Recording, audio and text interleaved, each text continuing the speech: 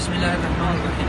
Değerli basın mensubu arkadaşlar, bugün Şırnak Hüdapar İl Teşkilatımız, belediye başkan adaylarımız, il genel meclisi adaylarımızla birlikte Uludere'de halkımızla bir araya geldik. Vatandaşlarla muhabbetler yaptık, esnaflarımızı ziyaret ettik, onlarla birebir oturup görüştük, dertlerini dinledik. Esnaf arkadaşlarımız, Uludereli vatandaşlarımız epey dert döktüler. Uzun uzun konuştuk. Dertlerini dinlemeye, onları anlamaya çalıştık. Şimdi bu güzel, tatlı ilçemizde halkımızın, esnafımızın gösterdikleri işlerlik ve samimi yaklaşımları için özellikle kendilerine teşekkür ediyorum. Birçok şey konusunda birçok şey ifade edildi. Özellikle bunlara çıkan bazı sorunlar var.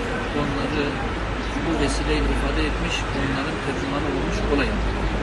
Öncelikle hemen hemen her esnafın ifade ettiği husus ekonomik kriz, hayat pahalılığı, alım gücünün düşmesi, alınan malın bir dahaki sefere yerine konulamaması, fiyatların katlanması ve doğal olarak da vatandaşların alışveriş yapmaması, esnafın çok ciddi bir kriz ile baş başa olmasıdır. Bu her yerde ifade edilen bir durum. Maalesef şu anda bu güzel tatlı ilçemizde ciddi bir ekonomik kriz yaşıyor. Bu noktada siyasilerin bizim özellikle bu işin çözüme kavuşması, ekonomik krizin sona erdirilmesi ve halkın alım gücünü arttırması yönünde ciddi uğraş içerisine girmekte talep ettiler. Yine taleplerden bir tanesi de değerli arkadaşlar, yeni bir sınır kapısının açılması hususu. Sınır kapısı var, malum çok aşağıda kalıyor, buraya göre çok uzak ve Çukurca'da bir tane sınır kapımız var, o da buraya göre çok uzakta kalıyor.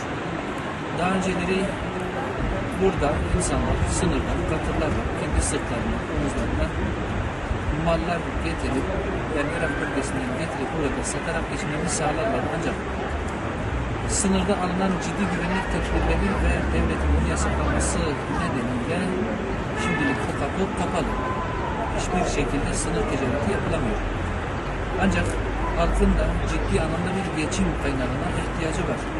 Şimdi tarım bölgesi değil, hayvancılık bölgesi değil, arazi sert, dağlık, dolayısıyla çok ciddi bir ekonomik sıkıntı söz konusu. Bunun bir çıkış olarak bizden talepleri, vatandaşlarımızın talepleri şudur: buraya en yakın yerlerden bir tanesinde bir sınır kapısının açılması. Ön plana çıkan yerlerden bir tanesi daha bu iki sınırı oldu. Burada yeni bir sınır kapısının açılarak özellikle bağımlı ticaretinin açılmasını istiyorlar. Bu talepleri de yerine getirmiş, sizin vasıtanızla medyada ifade etmiş olalım. Diğer hususlardan bir tanesi de yine maalesef siyasetçilerimizden muzdarip olmaları, onlardan yana ifade ettikleri şikayetler. Seçimden seçime sadece gördüğümüz, o zaman gelip halatımızı sorup bizi dinleyip ta 5 yıl sonrasına kadar bir daha göremediğimiz ve verdikleri sözlerinin hiçbirisini dahi tutmayan siyasetçilerden yana çok ciddi bir şikayet, bir ızdırap söz konusuydu. Bunu da sizin vasıtanızla ifade etmiş olayım.